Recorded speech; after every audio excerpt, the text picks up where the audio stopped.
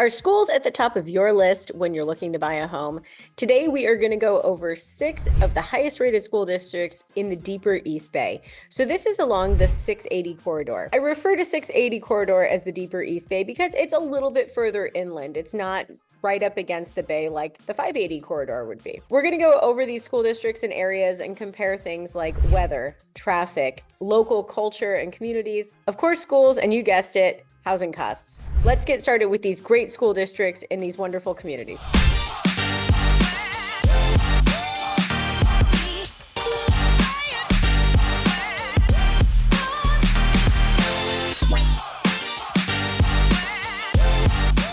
I'm Andrea West. I'm a Bay Area native and I've been a realtor since 2010.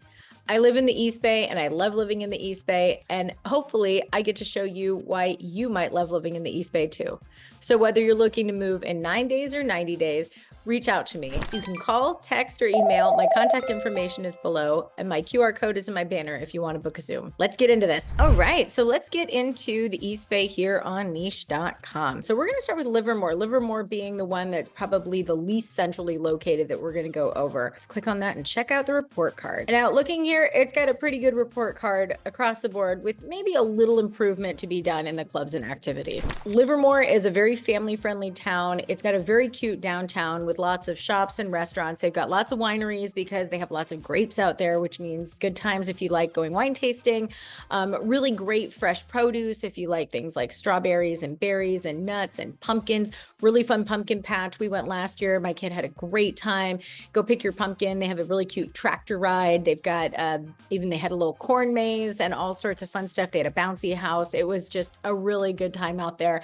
And there's a lot more space for all of that. Checking out this Livermore commute, you can see if you are going to drive from Livermore to downtown San Francisco, normally it's going to take you 55 minutes, but in traffic, it's going to take you an hour and 40. So it's not messing around. It's pretty gosh darn close to double. And some days it can be if traffic's bad enough in your commute. So if you live in Livermore and you're only commuting to the city once or twice a week, may not feel so bad. A lot of people drive from Livermore to the Dublin Pleasanton BART, leave their car there, and then take BART in. A lot more efficient. You're not sitting in traffic. And if you're anything like me, I hate being in traffic. I'd much rather be jamming out to some music or listening to a podcast or reading a book on BART instead of driving. In terms of weather, Livermore being the most inland of the places we're going over today, it probably gets the hottest of all the places that we're going over today. Livermore consistently in the summer, like June, July, August, September, over 100 degrees a lot of the time. Very common to be hitting 105 to 108. That is not uncommon. So you're definitely going to have the heat out there. They have lots of fun ways to beat the heat. There's lakes and water parks and pools and all sorts of fun activities to keep you cool. But it is definitely warmer out there, hence the agriculture and the grapes. Then let's talk about the cost of housing out here. So when I was pulling data, one thing to note for Livermore, the average kind of size of your home is around 1,800 square feet. And this, again, this is just kind of broad strokes average on what's sold in the past, few months. And for about an 1,800 square foot house, you can expect to spend around $700 to $750 per square foot, which puts the average single family home price at $1.3 million. It's on the modest end for these 13 school districts. So at $1.3 million as the average home price, it's actually the second least expensive of these 13 areas that we're going to go over today. So keeping that on the top of your list if you're looking for more affordability for great schools. All right, so let's check out our next city, Pleasanton. All right, checking out the city of Pleasanton and our report card. We've got A+ for academics, A+ for teachers, A- for clubs and activities, B+ for diversity, A+ for college prep, and B+ for administration. Pleasanton is a super cute city right there in between Livermore and Dublin. It's got great weather. It's not quite as hot as Livermore, so it's going to get in the 80s, maybe low 90s in the summer, but it's got a nice cool breeze. It's not quite in the valley. Really cute downtown, really nice culture. It's a sweet little city. In terms of commuting in and out of San Francisco, when there is no traffic, it's going to take you about 50 minutes, but with traffic, it's going to be closer to an hour and a half. So you're definitely sitting in a lot more traffic because the commute hours almost double, much like Livermore.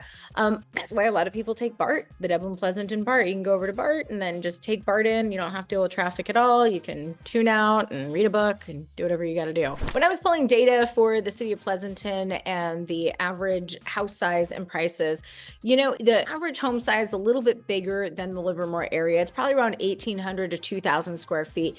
The price per square foot also is a little bit more than Livermore, at around $870 to $900 a square foot, which puts the average cost of a house in Pleasanton around $1,785,000.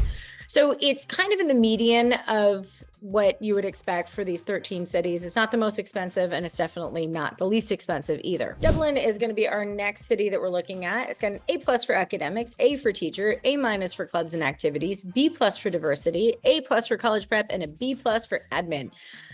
So doing pretty well there. Dublin and Pleasanton often get grouped together, and they both have a very similar, nice, cute downtown. Dublin is still seeing a lot of development. So one thing I should mention about the Dublin, Pleasanton, Livermore area, because they are further out into the valley, and just looking at this map here, you can see they've kind of gone over the canyon and the ridges there, and you've got this whole kind of like valley now.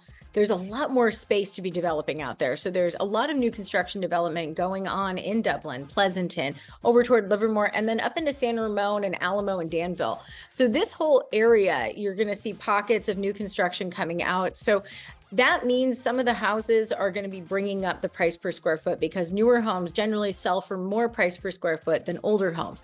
That being one of the reasons that it can be slightly more expensive. Plus, they're newer homes, so you are paying to get something a little bit newer. Not to mention, you're on bigger lots out here. You've got more space, which means more space on your lot, which means slightly higher price per square foot. So all of that being said, if you like more space, if you like newer construction developments, and you like good schools, this area is a great area to be focusing on. The Dublin, Pleasanton, Livermore area is often referred to as the Tri-Valley area. The three of them kind of overlap a lot in culture, weather, and activities. Yes, Livermore being the hottest of the three and a little bit more rural than the other two, but they do overlap a lot. As I mentioned, they're all very lovely. There's really good shopping in Dublin. They've got a lot of really big malls, a lot of new developments going on. So you're going to see a lot more of that influx of retail in those areas as well. Commutability from Dublin going to be a lot like Pleasanton. You've got about 45 minutes without traffic and about an hour 20 to hour 30 with traffic. So again, you might want to consider taking that Dublin Pleasanton BART, but a lot of people do the drive. Weather is going to be pretty similar to the Pleasanton area as well. It's going to get quite warm in the summer. It can get into the 90s. But it's not going to be as bad as Livermore, generally speaking. All right, so let's get out of this Tri-Valley area. Let's go check out San Ramon. Now, the San Ramon Valley Unified School District actually also serves Danville. So it doesn't just serve San Ramon, it serves the San Ramon Valley that encompasses Danville and Alamo. Let's check out this report card. You've got an A+ for academics, A for teachers, B+ for clubs and activity, B+ for diversity, A+ for college prep, and B for admin. San Ramon Valley, much like the Tri-Valley, beautiful place to live, lots more space, bigger homes, bigger lots, really cute downtown. Now, comparing San Ramon to somewhere like Alamo, Alamo is a lot bigger in terms of the space. The lots are bigger, the houses are bigger, things are much more spread out. Alamo, you're going to see a lot more homes in kind of more of an estately fashion, almost like big villas. That's kind of the footprint of Alamo. It's got a little bit of a different vibe comparing to somewhere like Danville or San Ramon, where San Ramon and Danville still have a lot more space, kind of like Dublin Pleasanton, but they have a little more of a suburban vibe versus Alamo, while suburban, has a little bit more of an estately vibe to it as well. San Ramon is such a cute area. We went to the Art and Wind Festival this last Memorial Day weekend there. Such a good time. Very very family-friendly environment, great for all ages. Definitely don't have to have kids to go. It's kind of like a glorified art and wine festival, but you go make your own kite, which is great for the little ones.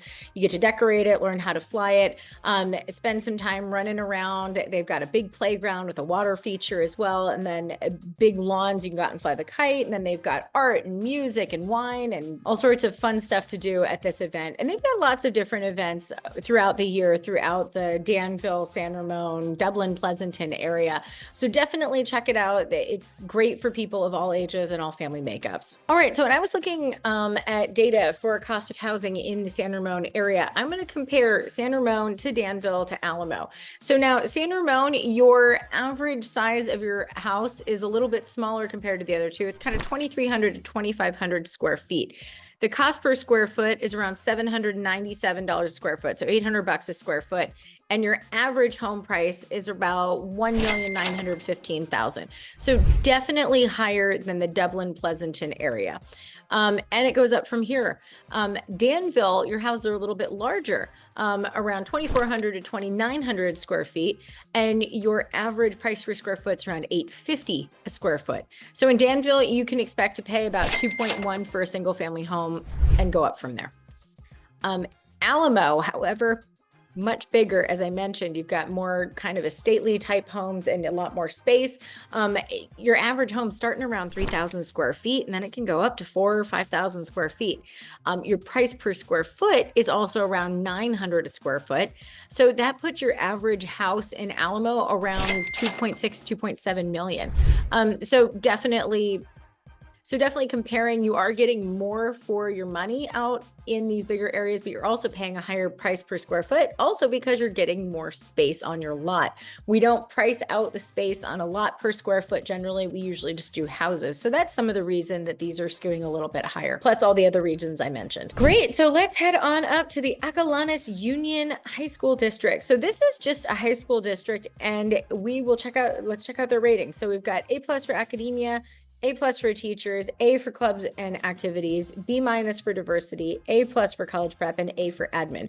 So doing pretty good. Now the Acalanes Union High School District, much like the San Ramon Valley, isn't just one city. So let's check out a map real quick. Here is a map of what we call the LaMorinda area with Walnut Creek. So they just coin it LaMorinda because it encompasses Lafayette, Moraga, and Orinda. So you put them all together, LaMorinda. And then you've got Walnut Creek. Now, Walnut Creek is definitely going to be the more populated, more densely populated of the areas because it is kind of, as you can see right here, it's got a lot more going on. There's a lot more developed downtown, more of like a city center. There's a big food and wine culture in downtown Walnut Creek as well. They've got amazing restaurants, really charming downtown, great shopping.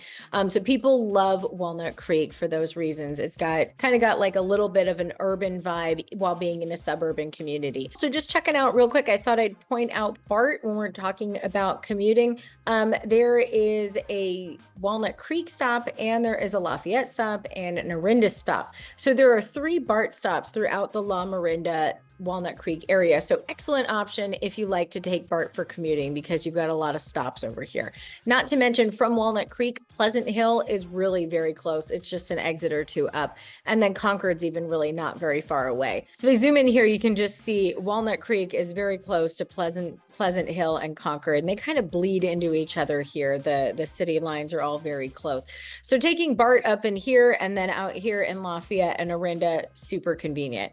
Now, if you don't want to take BART, say you like sitting in traffic, let's go check that out. All right, so if you were gonna drive from Walnut Creek to San Francisco, so it's about 40 minutes if you're driving without traffic and about an hour and 10 if you are driving in traffic, so during commute times. Coming up the line here, we are gonna go to the Martinez Unified School District. Martinez Unified School District has got an A- in academics, an A- in teachers, a C in clubs and activities, an A- in diversity, an A in college prep, and a B- in administration. Overall, A-. Doing pretty well. So now here at Martinez, you're north of Walnut Creek, you're closer to the water, you're right here by the Delta. So it does definitely get warm up here, but it's not going to be quite as warm as like Concord is because you're a little bit closer to the water. I've sold property in Martinez. It's a very sweet city. It's a little more spread out. It's not as compact. There's a lot more space between things. That also being said, there's also some refineries that are up in this northern part of Contra Costa County. Shell and Chevron have been there, and I have heard that Chevron is moving out. At least that's what they've announced recently. I can't say anyone's going to hold it to them, but that's supposedly what's going on. So that being said, there is a lot more of kind of an industrial vibe up in the northern part of Contra Costa. It's also a little bit further away from some of the other kind of like valley areas. It's definitely got a different vibe up in Martinez. Martinez is a great spot. It's got a lot going for it. In terms of commutability, so coming from Martinez into San Francisco, it's about 50 minutes without traffic and about an hour and 40 to an hour and 50 with traffic. So whether you take 680 or you take 80 to 4, you're definitely sitting in it. You can see here coming up this way, it's got a lot more hills. There's a lot more kind of like agriculture and open space in this whole area. The Briones Regional Park is there as well. Really beautiful, nice to commute that way if you don't necessarily want to be on a big freeway. You can take this and it's a little bit less and kind of busy than 680 would be. There's just less people living out here, but it can take a little bit longer because you're going through the hills. In terms of affordability of Martinez is actually the most affordable of these 13 top rated school districts in the East Bay. The average size of your house is a little bit smaller in Martinez. Most homes are between 1,400 and 1,600 square feet, putting that right around $480 a square foot. You can actually get a home in Martinez for under $1 million. The average sales price of a home in Martinez is $750,000. Pretty great if you're looking for a home under $1 million and you want decent schools. Martinez is a really good option. Thanks so much for joining me on this great tour of these amazing school districts in the deeper East Bay. I'm Andrea West. I'm a Bay Area native and I live in the East Bay. I'm excited to help you with your home search anywhere in the Bay Area. So whether you're looking to move in 9 days or 90 days, you can reach out to me. My contact information is below. You can call, text, or email, or you can book a Zoom with me. My QR code is in my banner. I know Bay Area real estate from both sides of the bridge, and when we work together, your goals are my business. Until next time.